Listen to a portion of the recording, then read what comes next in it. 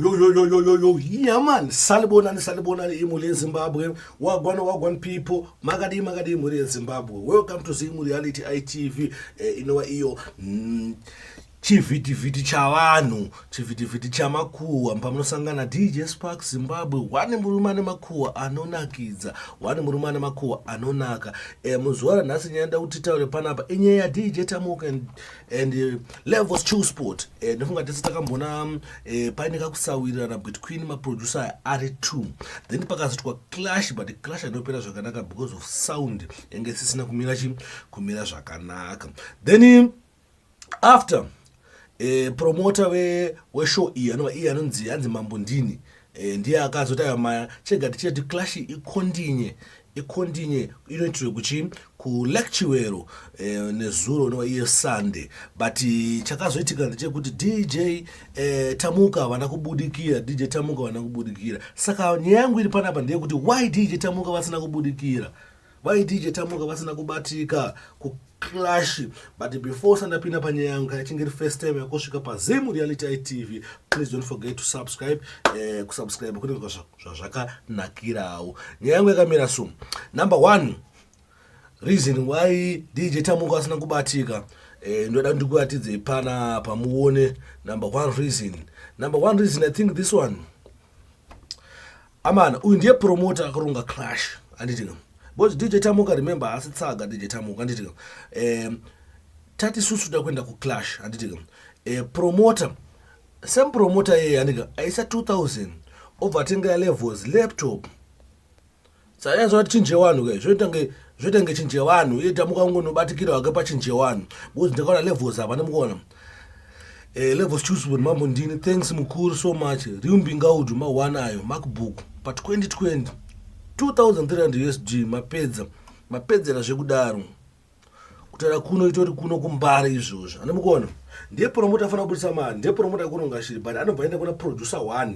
obva atonomutengera masini zviri fair here pamwe maybe muonero andiri kuita zvino ndo unenge wakasiyana but I think Tamuka igonatadza ngubudikira zvagonongombowa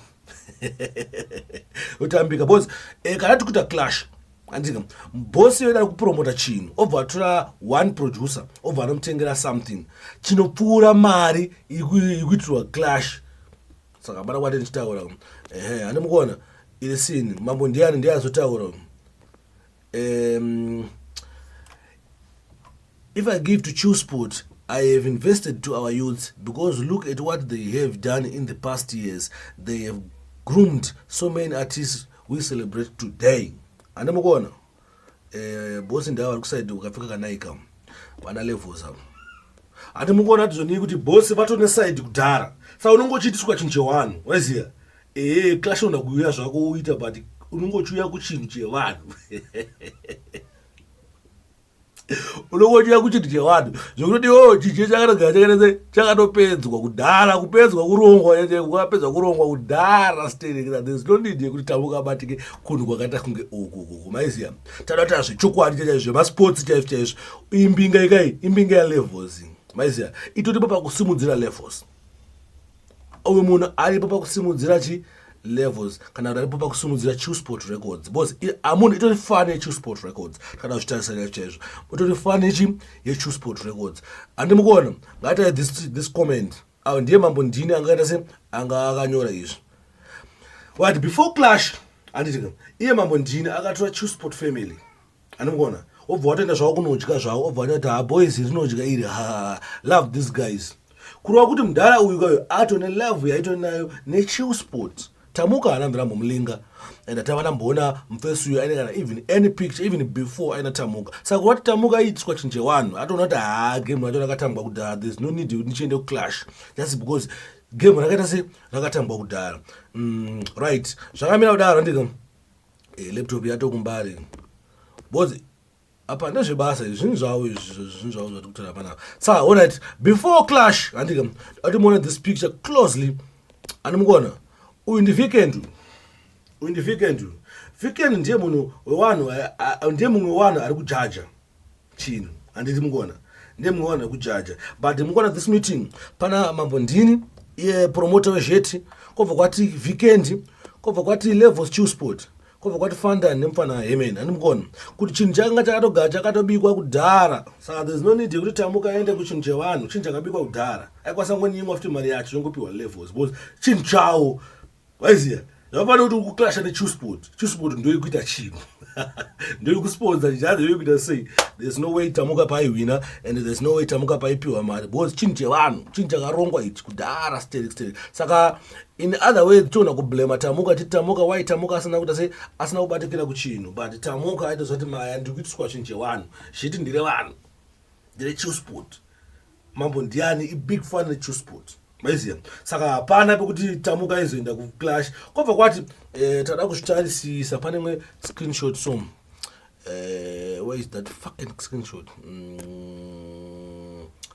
Right. Sini ke langa latone vanhu vekumbari iri. Right. Let's take a good look. Mukona kunuko hakuna vanhu vanojaja zvifeya vanotsikana bhutsu so. Both type of music ya Tamuka manje ka diversity manje anenge music masalad nechisa kuti pata masalad kana vanera pana masalad kwanza na mageto yotsu.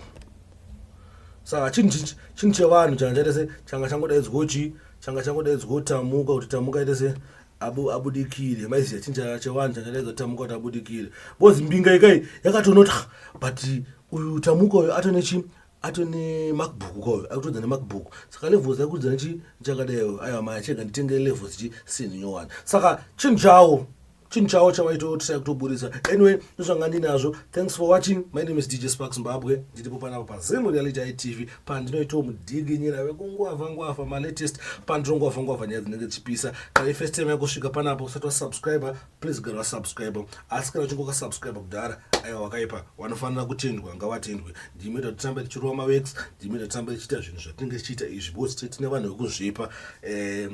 Don't forget to follow me on Instagram, on Facebook, on Twitter. Kana kufollowa nekulike ma pages eZimu Reality TV akangonzi Zimu Reality TV. Thank you.